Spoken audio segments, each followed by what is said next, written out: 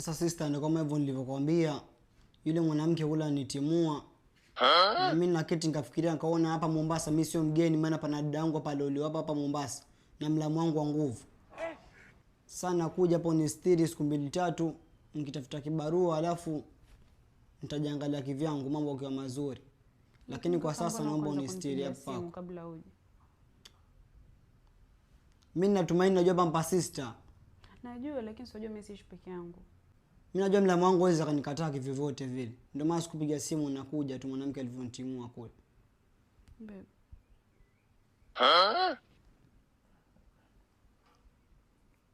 Babe, sinakuita. Sawa, mimi sina shida mlamu, hapa ni kama kwako. Wajisikie huru. Ukitaka hapa ishi we mlamu ba, hata ukitaka uzeke hapa kuna shida. Lakini mbona ni kama huko, mbona sura umeikunja hivyo? Mko sawa, ulikuwa unataka nisemeje?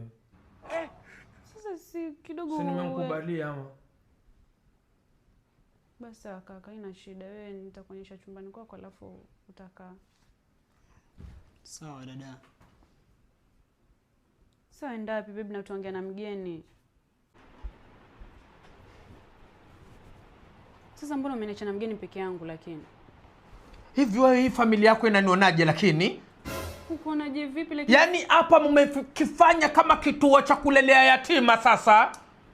Huko kwenu atakayepatiwa shida yoyote, shida ikimpata nafikiria tayari kuja kwa Beka. Maana mimi ndio tajiri, mimi ndio sonko, mimi ndio mwenye mapesa, mimi ndio mwenye kulea watu hapa. Lakini bebo mwenyewe unajua sisi tumezaliwa wawili peke yake. Sasa asipokuja kwangu mimi ataenda kwa Juzi shangazi yako alikuwa hapa, wiki iliyopita babu yako alikuwa hapa, wiki iliyopita mamako mkubwa alikuwa hapa. Leo sababu mimi ndo mtoto wao mkubwa wa kwanza. Sasa mfanyeje? Yule kaka yako mtoto mdogo mzima yule alikuwa anaishi na mwanamke mwenye umri kama mama yake, alikuwa anategemea kitu gani? Eti ameachana, eti nimekuja kwa mlamu wangu wa nguvu, najua atanipokea. Angalia babe, kila mtu ukosea. Ni maisha. Sasa kama amefanyika hivyo ameachwa, sijui nikuacha. Hana wazazi yule, ndilo swali langu. Hana wazazi, wazazi wenu mayatima, nyinyi mtaniua jamani. Na hii familia yenu mbona mnapenda kuomba aende kwao? Mimi simtaki hapo kwangu. Sasa mbona umekuja kuniambia mimi? Si ungemwambia pale pale aondoke. Mbona umekuja kuniambia mimi huko ndani? Mimi nilikuwa wewe, ndio maana nimekuita chumbani, nimekuelezea kiustaarabu ndugu yako simtaki naondoke. Mimi sitolea mtu hapa, mtu mzima na mindevu yake na akili zake. Si nikose adabu mimi bwana hapa.